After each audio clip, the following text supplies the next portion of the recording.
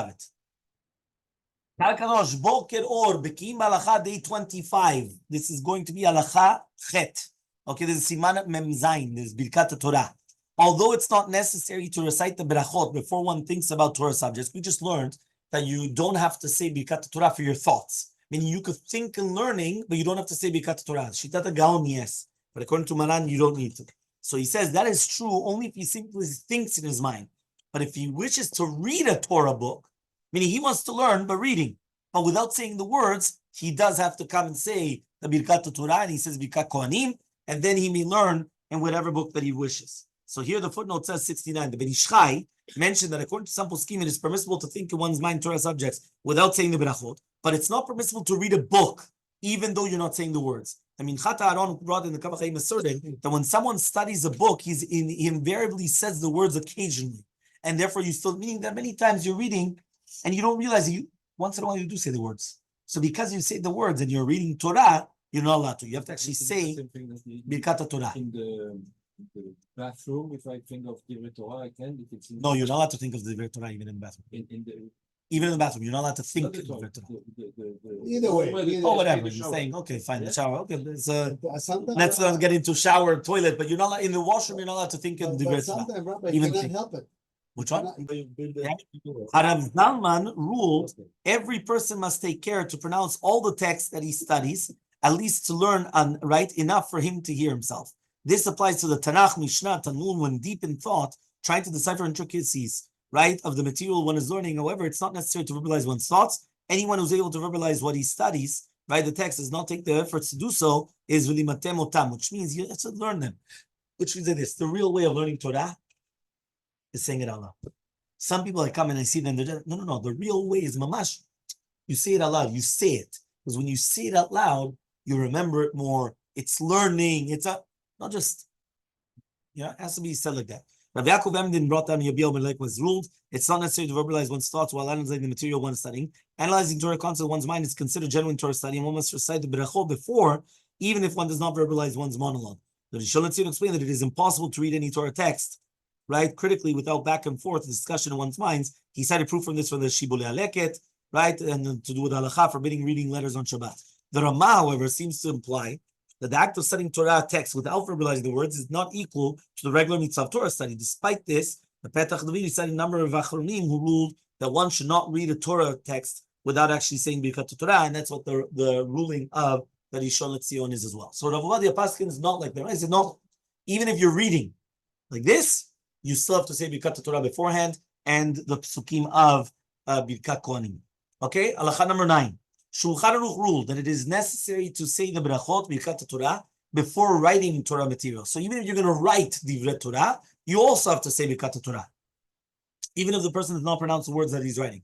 Although it's not necessary to recite the blessings in order to think about Torah subjects and ponder them, the Achronim explained that writing words of Torah, right, words of the subject of Torah, is much more substantial act than just thinking about Torah. Meaning, writing is much more powerful than thinking. So therefore, even if you don't need to say Birkat Torah for thinking of Divrei Torah, when you're going to write it, you have to make Birkat Torah. Okay? So in order to avoid this debate and follow the principles of the correct course of action is always to say Birkat Kohanim after the Birkat Torah before writing. And therefore, according to everybody, you don't have any problems whatsoever. So let's see number 70 in the footnote. And the footnote that says, one second.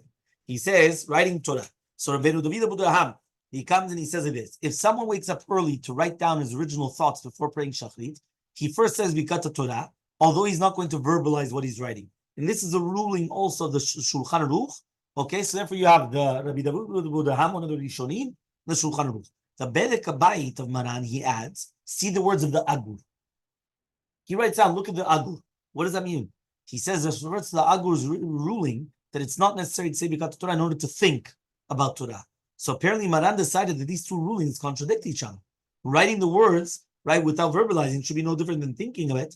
But in fact, the Turez Magen Abraham both criticize Shulchan Aruch. He says, I don't understand. How could you say that you may think within Torah without writing and then saying that you're not allowed to write? What's going on? It's like a contradiction, right? If the entire thing is speaking, how can it say, if you're thinking, you don't need Birkat Torah, but if you're writing, you need Birkat Torah? What's the difference? So Maran and Rishon LeZion pointed out, no. The Achronim have two contrasting traditions. Some maintain that Maran composed the Bet Yosef and the Shulchan Aruch and only afterwards composed the Bedek Bayit, and others maintain that he composed the Bedek Bayit before he made the Shulchan Aruch. So according to the second tradition, Maran's final decision is that it is forbidden to write Torah material without reciting the blessings first, where it is permissible to think about Torah subjects without reciting the blessings. There are a number of possible resolutions of these seemingly contradictory rulings. So how do we answer this? So he says, number one, Shev Yaakov. The Shev Yaakov pointed out that the Rambam taught that there are two psukim in the Torah, V'shinantam levanecha and V'limatem otam benechem. Two different V'shinantam levanecha, you have to teach it to your children, and you have to teach it to your children. V'limatem otam benechem. Why? How does it work exactly? So he says it's synonymous. So he says, obviously, it's impossible to teach the children with telepathy. How can you teach your children it? Yeah. You understood. Baruch Hashem. Oh, what did I say? What did he say? How do you do that? It has to be, you have to write about it. You have to speak it. No, but it's not the same way. That's something else. So he says one can only communicate verbally. Therefore, the need to recite the blessings is not applicable before thinking about Torah subjects. Since it is possible to teach Torah via written correspondence, we are required to say the berachot. For that means basically written is actually like words. It's like speaking. You're right. My mind, unless you have telepathy, you cannot read my mind. And you could read what's written. So as long as I could write it, that's already enough. That's why you have to make a bracha. Maran and Shulchan rejected this resolution, since the Sefer Yirein says that every moment that a person spends thinking about Torah is a mitzvah doraita. So he says you're going to place it on your hearts. So therefore, as speaking Torah, it's impossible to teach Torah, through your thoughts. Yeah. Okay? A second way to answer this is the Chayei Olam. Okay, so again, we're trying to answer up what's the difference between thought and writing. Thought and writing, what's the difference? Why by thought, Maran says you don't need to make a bracha, and by writing you do. Second answer, the Chayei Olam of Shmuel, by Taubes, he forwarded the hypothesis that when someone thinks in Torah without verbalizing it, he's far more likely to forget it. Remember, that's what I said before. When you just think about it without actually saying it, you could forget it. Since our sages, this is a severe warning not to forget Torah that we study, that's why you have to learn it out. It's a penalty. So therefore, it's going to be improper to say the berachot for such a form of Torah study. And he brings the Rashba also, saying the exact same concept, right? And therefore, he says when someone writes Torah, it's much more the opposite. You remember it much more. Yeah. And therefore, you're obligated to say the bracha. Ruch HaShulchan. You're right in the shiur. The Ruch HaShulchan likewise forwarded the idea that the main mitzvah of Torah study is to verbalize what one studies. Therefore, no blessings are necessary to simply think about Torah subjects. The act of writing Torah material, on the other hand, is an exalted form of the Torah study and teaching. If people had ever written down, right, the Torah, it would have been meaning if they wouldn't have written it down, it would have been forgotten a long time ago. And Rav Yaakov Emden actually says there's nothing that brings more honor to the Torah than writing and publishing them. Therefore, one must recite Birkat Torah when doing it. And the Rishon also rejected this position. He says, why? Because he says any critical analysis of a Torah subject involves deep thinking. So he says, so therefore, if it's going to be in the mind, it's impossible that you need a deep thinking. It's not only just speaking it out. You're thinking and thinking. Nevertheless, a person's thoughts are not finalized until he organizes them and he puts them down in writing. Okay, and therefore thinking about Torah is only an initial stage, and the writing it is like the final stage. And that's why when Yishol Tzion says, maybe that's the reason why. The Levush gives a third answer, that there's a basic and obvious difference between thinking and writing. It's a physical act. Meaning writing, you did a physical act, and therefore you have to make a bracha. Thinking is not a physical act, it's not an act at all. So therefore you don't make a bracha. And this distinction is like what offered by the Bekiim Bahalacha, Yeshot Yaakov, Pri Megadim, Kiseliyahu, and other Achronim as well. And the last one is going to be the Chayei Adam that he says, the Mishabra suggests that we're required to say the Beracha before writing Torah, since people usually verbalize them right as they write them.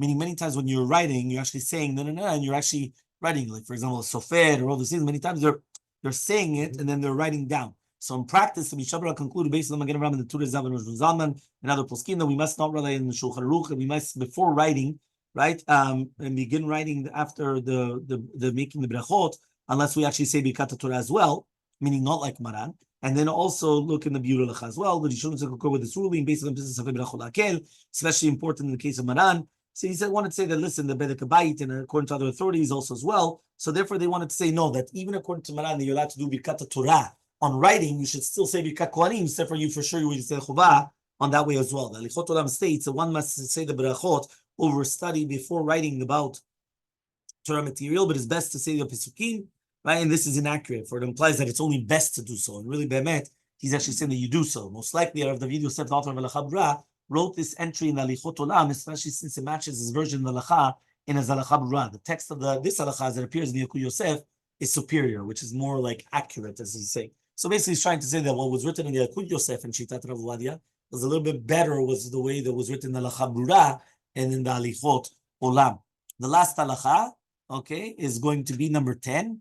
According to some poskim, a scribe, a sofer, also has to say Birkat Torah before he begins writing a Sefer Torah or anything of Tefillin and Mezuzot. This opinion has a strong basis, and therefore a scribe who wishes to spend time early in the morning, right, must make sure that he says Birkat Torah before he begins writing. 71 says on the bottom, the Or Letzion says that a scribe does not need to say the Birkat Torah before writing, although the Shulchan Aruch says when you're writing Torah material, in this case, he says he doesn't have to pay any attention to the meaning of the words, because he's like a tuki, he's like a parrot. He's not paying attention to what are the words. He's just saying, Vayomer, Vayomer, Hashem. It's not like a learning. No, but he's not thinking and learning. You know what I mean? It's not like you don't have to think of the meaning. You're copying it. You understand? Mm-hmm. So he says he's simply copying from one text to another, and it's not considered Torah study. The author stated, though, that he's aware that some poskim rule that it is necessary to recite the blessing, and insisted that it's not. The Kaf HaChaim Sofer that overruled that no, that when you want to, you do need to do it. And then he writes, he also agreed with this. A beautiful suggestion that if someone professional typist and he's hired to type up a Torah scholar's handwriting notes, he does not need to first say it, right? This is because he has no intention to fill the mitzvah of Torah study at this time. Even if he vocalizes the words, he doesn't have kavanah, meaning a typist. In the olden days, he used to come and he used to, they weren't even thinking what they're doing. They're just, copying very, very quickly. Regardless of this halakha, therefore, he instructed any such a scribe or typist to recite the berachot, the traditional verses before beginning his work. It seems that these instructions apply even to typists who works even without vocalizing the words that he's copying. So obviously, to get out of machlokot and problems, obviously it's always better to do so, but that's just the concept, right, of where we're actually talking.